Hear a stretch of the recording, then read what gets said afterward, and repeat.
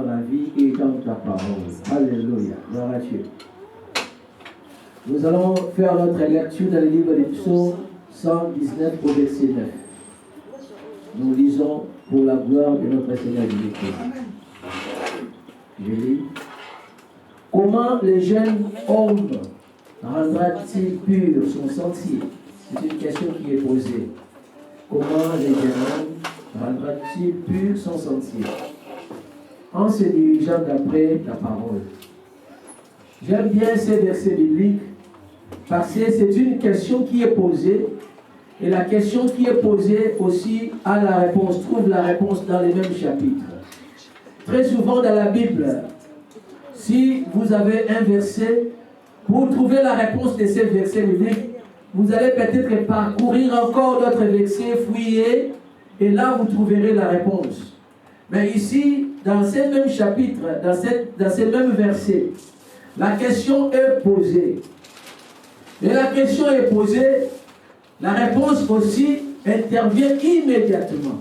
Donc dans les mêmes versets, il y a la question et il y a aussi la réponse. Les parties A, c'est la question, et la partie B, c'est la réponse.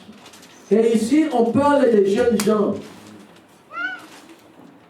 Les jeunes gens, comment un jeune gens peut rendre pur son sentier? Comment un jeune gens peut préparer son avenir? Comment un jeune gens peut aller plus loin dans l'avenir? Ici. Alléluia. Ici, on nous donne les astuces. On nous donne les secrets. Une révélation. Ce n'est pas un homme qui a fourni cette réponse, mais c'est Dieu lui-même. Comment les jeunes gens, comment quelqu'un peut préparer son avenir? Comment les jeunes gens, les jeunes hommes? Je ne parle pas aux jeunes seulement ici, parce que hier c'était un jour qui était vraiment important. Tous les jours étaient importants, mais hier c'était un jour c'était un jour spécial pour nous, parce que la jeunesse, notre jeunesse a accepté de prendre l'engagement par les eaux du baptême. C'est un jour spécial. Mais ce message, ce n'est pas choisi seulement pour parler aux jeunes. Parce que moi aussi je suis jeune. Amen. Toi aussi tu es jeune. Dis je suis jeune. Je suis jeune. Même si on t'appelle papa, tu es jeune. Amen. Même si les cheveux commencent à tomber, tu es jeune. Amen. Même si on t'appelle maman, tu es jeune. Alléluia. Amen. Oh, même à 70 ans, à 75 ans, Abraham était encore jeune. Est-ce qu'il y a des jeunes ici? Je vais voir la main des jeunes. Alléluia, manifestez-vous. Gloire à Dieu. Donc ici, nous avons vu que nos jeunes ont pris l'engagement de servir le Seigneur. Par l'engagement, nous avons vu qu'ils ont manifesté, ils ont dit oui dans les eaux du baptême. Mais ces chapitres leur concernent, ces versets leur concernent et ça nous concerne aussi. La question est posée, comment les jeunes gens rendra-t-il pur son sentier? Comment tu peux préparer ton avenir? Comment tu peux rendre ton avenir très bien? Comment tu peux aller bien, tu peux marcher bien dans ce monde? C'est ça la question et la réponse aussi est fournie dans les mêmes versets. C'est en se dirigeant selon la parole de Dieu. Si nous regardons le monde aujourd'hui, la manière dont les jeunes se comportent, la manière dont le monde va, nous allons trouver que la jeunesse est pervertie. Nous allons voir que la jeunesse, il y a quelque chose qui manque dans notre jeunesse. Il y a des choses qui ne sont pas plus bien. Il y a des choses qui ne sont plus cohérentes. Il y a des choses qui ne sont pas vraiment très bien, pas au bon fixe. Il y a une corruption au niveau de la jeunesse. Il y a des jeunes aujourd'hui, quand on te dit telle chose, telle gaffe, telle erreur, ce sont des jeunes qui ont commis, tu ne vas pas croire. Dès les jeunes âges, tu vas voir un jeune qui a déjà le sang dans ses mains. Un jeune, il est jeune, il n'a même pas 18 ans, mais il a déjà le sang dans ses mains. Vous pouvez comprendre ça? C'est incompréhensible. Quelqu'un qui est encore jeune, tu vas le voir, il est déjà dans des trafics, des choses, des stupéfiants, des choses qui ne sont pas bien, des choses qui détruisent les vies, des choses qui détruisent des familles. et des jeunes gens de moins de 18 ans, ils sont là. Il y a des choses des gangs, il y a des choses de, je ne sais pas, des enfants de la rue. Bon, quelque part, nous pouvons dire que c'est la société, mais il y a aussi des sociétés et des sociétés. Quelque part, on peut dire, oh, c'est la pauvreté. De l'autre côté, on peut dire, ben voilà, il n'y a pas de surveillance des parents. Mais nous voulons dire, car Dieu lui-même, il sait toutes choses. Dieu peut permettre que quelqu'un marche dans une voie et être préservé de tout ce qui sont corruption du monde. Parce que ces versets, on ne peut pas l'enlever de la Bible. On ne peut pas soustraire ces versets de la Bible. C'est une question de comprendre ça et c'est de se diriger sur mon Dieu. Parce que tout ce que nous pouvons voir comme problème, tout ce que nous pouvons voir comme difficulté, nous avons des difficultés, des souffrances, mais la réponse ne se trouve qu'en Dieu lui-même. C'est pourquoi ici on a dit, si tu veux rendre pur ton sentier, si tu peux préparer ton avenir, avoir une vie pure, cela veut dire qu'il faut se conformer selon la parole de Dieu. Parce que les nations ont dit, voilà, nous n'avons pas besoin de Dieu. Les constitutions des pays ont dit, nous n'avons pas besoin de Dieu. Nous voulons marcher nous-mêmes. Nous voulons faire des choses comme nous voulons, comme bon nous semble. Waouh! Les gens se sont organisés comme ça. Et comme Dieu ne force pas les choses, vous savez, Dieu c'est un gentleman. Il ne vient pas forcer les choses. Quand Dieu vient dans la vie d'une personne, il vient demander, est-ce que tu veux? Est-ce que je peux entrer? Je me tiens à la porte de ton corps et je suis en train de frapper poliment. Dieu frappe à la porte du cœur, poliment. Si tu entends sa voix, tu ouvres, lui il dit quoi? Je veux entrer, je vais m'installer et je vais souper avec toi. Je veux interagir avec toi. Mais tout d'abord, je frappe à la porte. Dieu n'est pas un intrus. Il ne force pas des choses. C'est ça la différence avec Dieu. Donc, s'il vient dans ta vie, il va demander ta permission. S'il veut entrer dans ton cœur, il va demander ton acquiescement. C'est toi qui dois dire oui. C'est toi qui dois dire, je veux bien. Je vais t'accepter, je vais marcher avec toi. C'est alors que Dieu va faire son entrée. C'est très important. Aujourd'hui, parce que les constitutions des pays, les mondes ont dit non, nous ne voulons pas de Dieu. Nous voulons être comme nous voulons. Nous voulons faire des lois selon notre intelligence. Nous ne voulons pas des choses religieuses, des signes. Bon, nous ne disons pas qu'il y ait des choses religieuses dans des endroits publics. Mais au moins, reconnaissez qu'il est là. Mais les gens ont fait vraiment... Le monde d'aujourd'hui, non. Ils ont l'intelligence. Ils savent que le monde ne peut pas exister par lui-même. La création, comme nous voyons là, elle ne peut pas se créer par elle-même, par un Big Bang. Ils sont très intelligents. Mais ils ont dit non. Nous disons, nous allons faire ça sûrement. Nous ne voulons pas de Dieu et nous allons confesser de notre bouche que le monde est créé par un Big Bang. Même si vous voyez une cohérence, une organisation, vous pouvez vous poser la question, non, il y a une personne qui est supérieure. Qui a créé ça? Car la Bible même dit, toute maison est construite par quelqu'un. Si tu vas quelque part, même dans un endroit reculé, tu vois une maison qui est construite, même si dans cet endroit il n'y a personne. Tu ne vois pas les empreintes de pieds de quelqu'un. Tu ne vois pas les signes de vie. Mais en cet endroit, tu dois comprendre que une personne est passée ici. Une personne est habitée une fois ici. C'est lui qui a construit cette maison. Sinon, la maison ne peut pas pousser d'elle-même.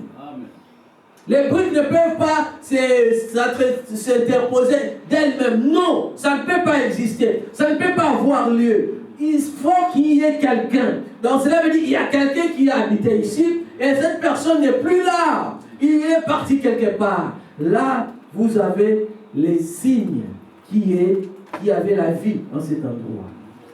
Mais, quand nous voyons l'organisation du monde, chaque arbre connaît sa saison. L'animal connaît son groupe, même si son intelligence est moindre, mais ils ont même des expressions entre eux. Ils s'organisent en groupe. Le langage des chiens, ce n'est pas le langage des moineaux. Le langage des pigeons, ce n'est pas le langage des cochons. Donc vous voyez tout ça en organisation, tout ça. Vous pouvez vous dire, non, il y a eu quelqu'un qui a créé toute chose. Mais l'intelligence de ce monde a dit, non, nous ne voulons pas reconnaître ça. C'est pourquoi Dieu a laissé les gens aussi à la folie. Allez à la folie, à votre folie. La fin justifiera. Qui est pour Dieu, reste à droite. Qui n'est pas pour Dieu, à gauche. Dieu l'a laissé. Parce qu'il ne force personne. Il a donné l'intelligence pour comprendre les choses. Mais ici, Dieu, il nous aide vraiment beaucoup. Il a dit comment tu peux organiser ta vie. Comment tu peux rendre ta vie pure en se dirigeant selon la parole de Dieu. Dirige-toi selon la parole de Dieu. Mets la parole de Dieu au centre de ta vie. Tu sais comment la parole de Dieu peut rendre pur quelqu'un? Ça, c'est la bonne question aussi, il faut se poser. La parole de Dieu rend la vie d'une personne pure. La parole de Dieu rend une vie pure quand cette parole est en toi. Tu la médites, tu la connais.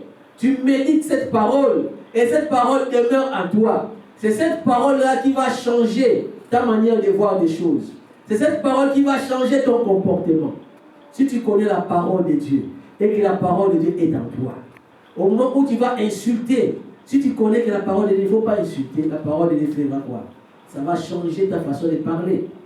Tu ne vas pas insulter parce que tu sais que ma parole, la parole qui est en moi me dit, je ne dois pas insulter. Tu connais la parole de Dieu, elle est en toi, oui. Mais cette parole, comme elle est en toi, quand il s'agit de faire une violence sur quelqu'un, quand il s'agit de voler quelque chose, ou bien quand il s'agit de tuer ou bien de faire quoi que ce soit, mais là où tu es en position de force, bien sûr, mais la parole de Dieu t'interpelle. Non, ça tu ne peux pas le faire, ça tu ne dois pas le faire. Il faut respecter la vie, elle est sacrée. Donc tu vas faire quoi? Ah non, j'étais au point d'avorter. Non, je ne vais pas avorter. C'est ça. Là où il n'y a pas la parole, il n'y a ni foi, ni loi. C'est la parole de Dieu qui pourra réglementer la vie d'une personne. Là où tu pourrais voler, tu es devant quelque chose qui ne t'appartient pas. Mais la parole dans ton cœur dit, non, il n'est pas bien de déplacer les biens d'autrui. La parole murmure dans ton cœur. La parole murmure dans ta conscience. Non, il n'est pas bon de déplacer les biens d'autrui. Et qu'est-ce que tu vas faire? Tu vas lutter contre cette voix, bien sûr. Mais la voix, si cette voix emporte sur toi, à un certain moment, la décision finale, qu'est-ce que tu vas faire? Tu ne vas pas voler. Tu ne vas pas déposer les biens d'autrui. Parce que ces biens ne t'appartiennent pas. C'est comme ça que la parole agit sur notre conscience. C'est comme ça que la parole influence nos décisions. Si tu es quelque part, tu as la connaissance de la parole, et la parole te dit non, tu ne vas pas prendre le côté gauche, il faut prendre le côté droit. La parole te donne l'option.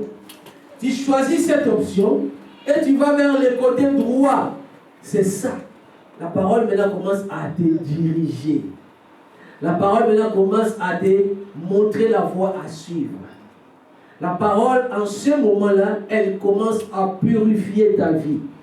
Au lieu de commettre les souillures, au lieu de commettre les péchés, au lieu de voler, la parole commence à faire quoi? À te diriger, à te guider. Cela veut dire que ta conscience, ta conduite sont influencées par cette voix intérieure qui t'interpelle à tout moment, à tout bout de champ. En ce moment, tu évites les péchés. En ce moment, tu évites les mauvaises compagnies. En ce moment, tu évites les vols. Tu évites tous ceux qui sont vices. Tu les évites. Et c'est comme ça que la parole purifie la vie d'une personne. C'est pourquoi l'apôtre Paul a dit, si quelqu'un est en Christ, il est devenu une nouvelle créature. Des choses anciennes sont passées et toutes choses deviennent nouvelles. Parce que cette personne est en Christ. En quelque sorte, parce que Christ est la parole. Quand tu es en Christ, tu es dans la parole est en toi. C'est une nouvelle créature. Le comportement ancien est passé. Les habitudes anciennes sont passées. Les fréquentations de mauvaises compagnies anciennes sont passées. Et toutes choses deviennent nouvelles. Donc, les gens même qui te connaissaient vont avoir des difficultés pour te reconnaître encore. Non, nous avons connu cette personne était une personne brillante, une personne de mauvaise vie, une personne qui était dans la prostitution, dans des choses comme ça.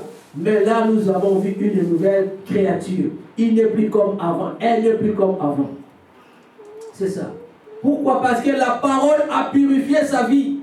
La parole a changé son comportement. La parole a changé sa façon de s'habiller. La parole a changé ses fréquentations. Il ne fréquente plus les mauvaises compagnies. Il ne balade plus, il ne promène plus avec, il se promène plus avec les mauvaises compagnies, avec les copains de la rue. Je ne dis pas que tu ne vas plus saluer. Je ne dis pas que tu vas plus être assis au milieu des copains. Mais au moins, tu sauras faire la différence quand il s'agit de prendre une décision. Parce que la parole est là. La parole te donne des motivations nouvelles qui sont adaptées, qui sont conformes à la vérité. C'est comme ça que Dieu dirige les pas de quelqu'un. C'est comme ça que Dieu guide nos pas. C'est comme ça que le Saint-Esprit nous conduit. Est-ce que vous voyez? C'est très important, bien-aimé. La Bible dit qu'il faut mettre la parole de Dieu où? Devant toi, dans ta vie, dans ton cœur. Si tu veux aller, si tu veux te conduire bien dans ta vie, partout où tu vas être, si tu veux rendre pure ta vie, c'est la parole de Dieu. La parole de Dieu, il faut l'aimer. Aime la parole de Dieu. Est-ce qu'il y a quelqu'un qui aime la parole de Dieu? Dis à toi-même, mon âme aime la parole de Dieu. Dis encore, mon âme aime la parole de Dieu. Alléluia. Parce que si tu aimes la parole de Dieu, tu vas purifier ta vie. Oui, la vie que tu vas mener sur la terre sera une vie de bonne qualité. Elle sera pure. Car la parole de Dieu en toi te donnera ce que tu vas, les côtés à suivre. La parole va guider tes pas. La parole va te montrer que là où tu vas, c'est bon. Là où tu vas, ce n'est pas bien. La parole te le dira. Si tu veux rendre pur ton sentier, dirige-toi selon la parole de Dieu. Allons dans le livre de Job, chapitre 22. Mais quand tu dis, il y a d'autres personnes qui disent, pourquoi je dois me purifier? Pourquoi je dois me purifier? Si voler c'est facile, je ne travaille pas, je n'ai pas transpiré, je vole, c'est facile, non? Mais pourquoi je dois me purifier? Si tricher c'est bon, mais pourquoi je dois me purifier? Les gens peuvent se poser des questions comme ça. Job chapitre 22.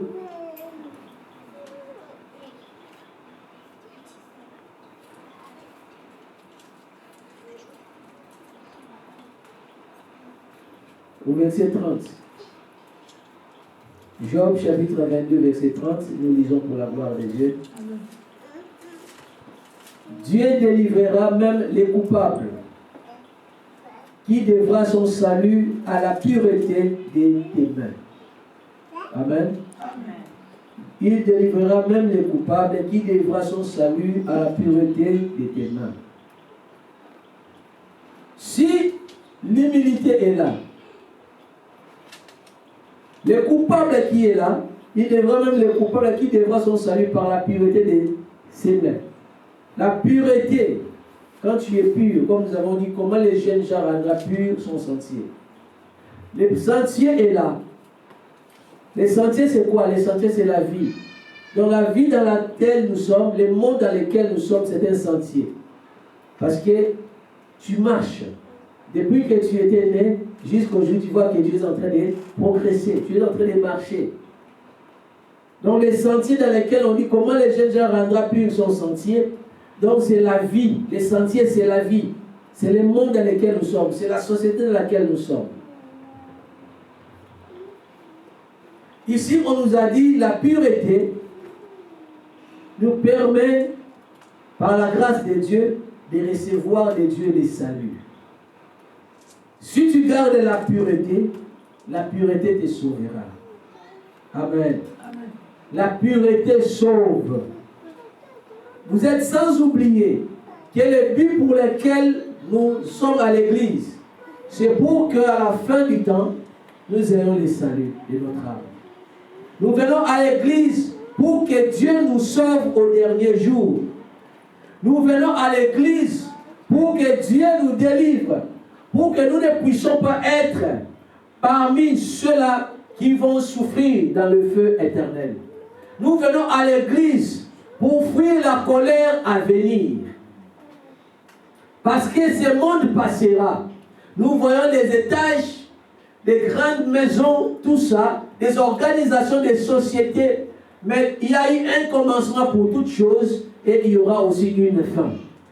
Et Jésus-Christ est l'alpha et oméga. C'est lui qui n'a ni commencement ni fin. Dieu notre Père. Il a remis toutes choses entre les mains de son Fils. Il a remis toutes choses est contrôlée entre ses mains. Il a dit, le monde passera. Et toutes choses qui sont dans ce monde passera. Mais, sauf la parole de Dieu, sauf lui-même, et la parole, Dieu et la parole sont une même entité. Donc Dieu ne passera pas, la parole ne passera pas. Et ceux qui sont purifiés, ceux qui se purifient, ceux qui continuent à se purifier, ce sont ceux-là qui ne passeront jamais. Même s'ils meurent aujourd'hui, mais leur souvenir restera. Au dernier moment, Dieu va les ressusciter. Dans les chrétiens, comme tu es là, tu ne passeras pas, tu es éternel. Alléluia. Je vais dire à quelqu'un je parle à quelqu'un qui est éternel. Même si aujourd'hui on ne te voit pas, tu es quelque part, tu dors pour un moment. Mais le moment où la trompette va sonner, tu vas encore te réveiller. Donc, comme notre Père est éternel, les chrétiens qui se purifient est aussi éternel. Pourquoi? Parce que il a le salut en sa disposition.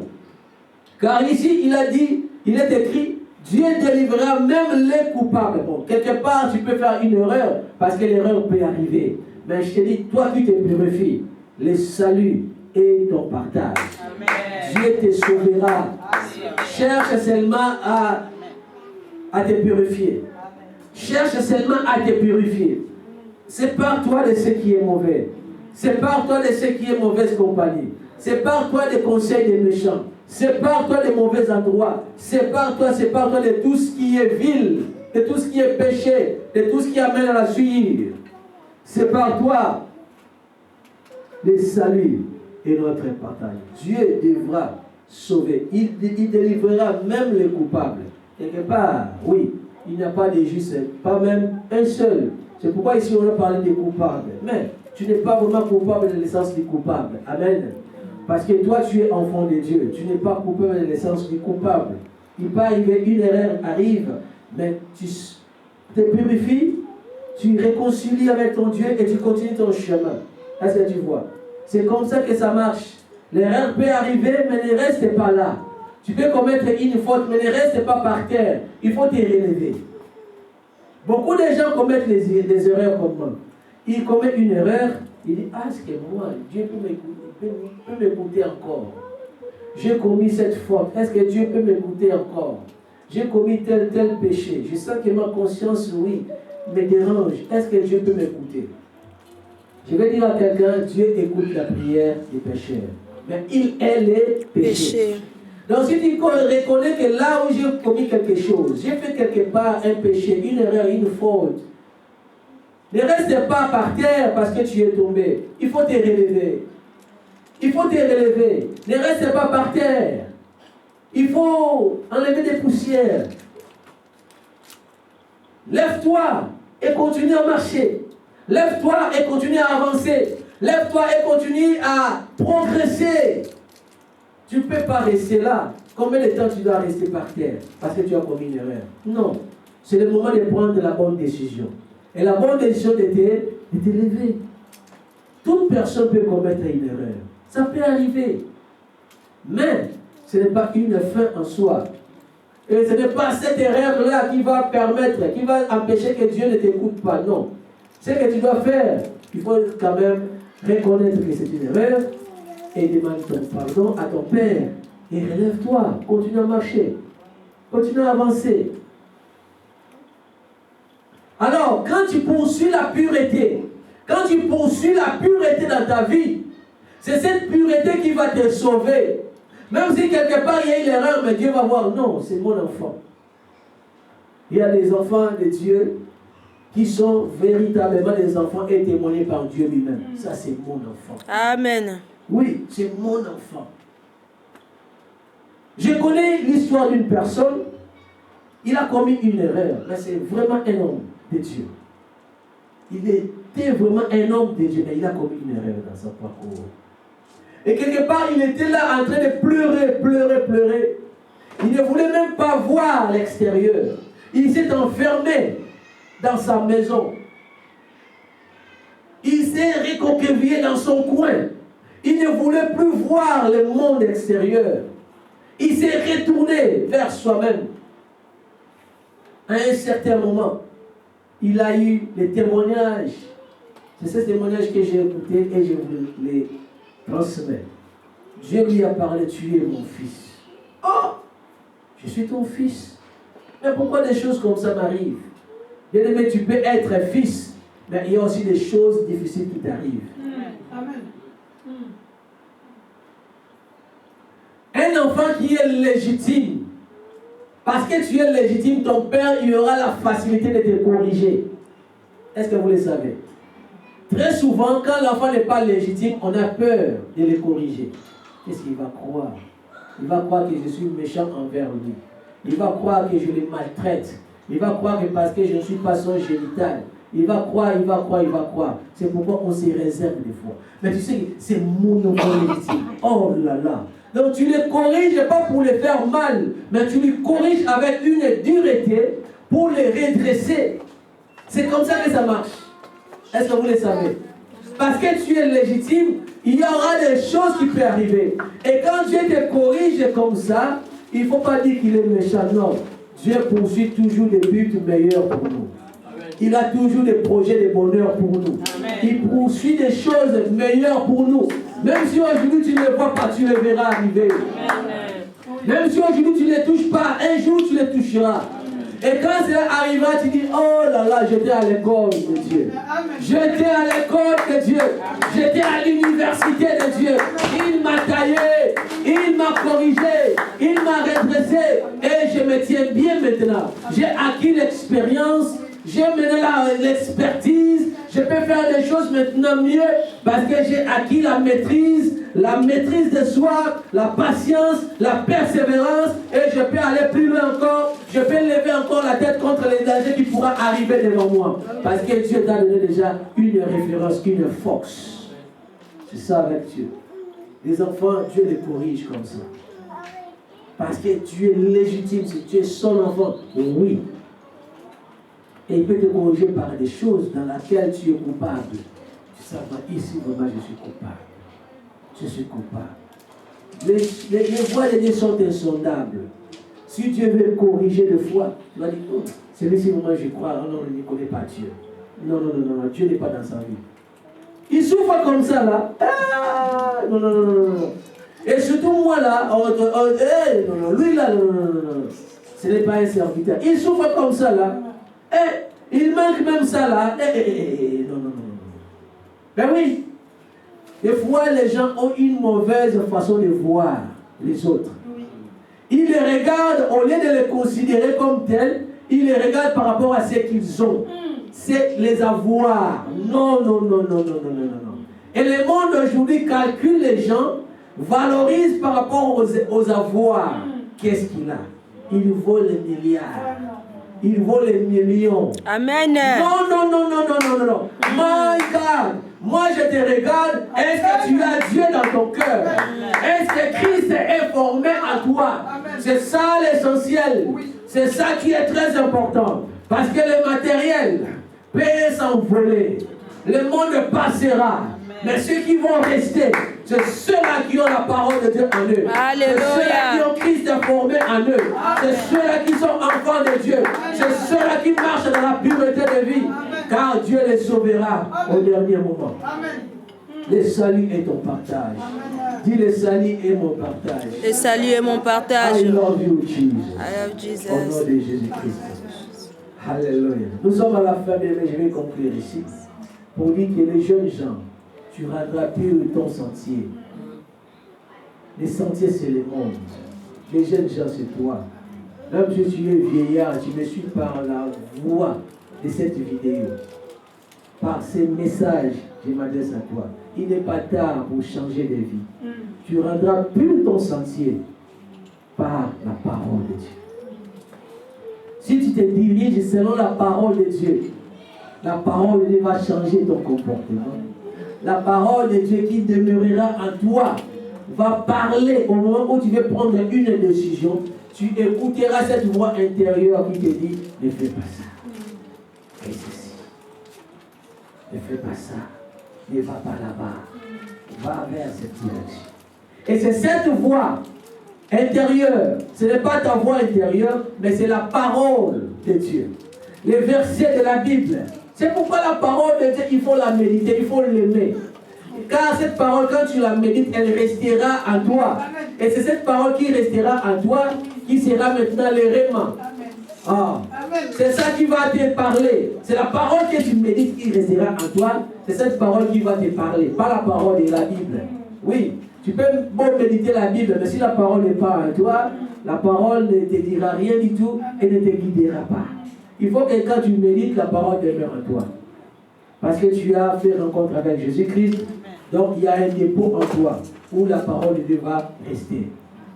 C'est dans ce dépôt qui est le trésor de ta vie, de ton cœur. C'est là où tu puiseras les bonnes choses. Et c'est cette parole qui montera à tout moment pour te dire, fais ça, ne fais pas ça. Et c'est comme cela que ta vie deviendra pure quand tu vas suivre les conseils intérieurs de cette voix qui te dira, fais ça, ne fais pas ça. La voix de la parole de Dieu, la voix de Christ. Est-ce que vous voyez? Et c'est comme cela que tu vas éviter les ennuis. C'est alors que ta vie sera pure. Et comme conséquence finale, Dieu te sauvera. Amen. Le salut est pour toi. Amen. Qui a la vie pure. Amen. Qui a les sentiers purs. Au nom de Jésus-Christ. Amen. Nous te disons merci parce que tu es au milieu de nous. La communion avec toi introduit la divinité dans l'humanité et l'humanité dans la divinité. Tu es celui qui nous donne la vie, la vraie vie, la vie incréée, la vie de Dieu. Saint-Esprit, sans toi, qu'est-ce qui peut nous arriver? C'est la destruction, c'est la ruine. Nous t'acceptons.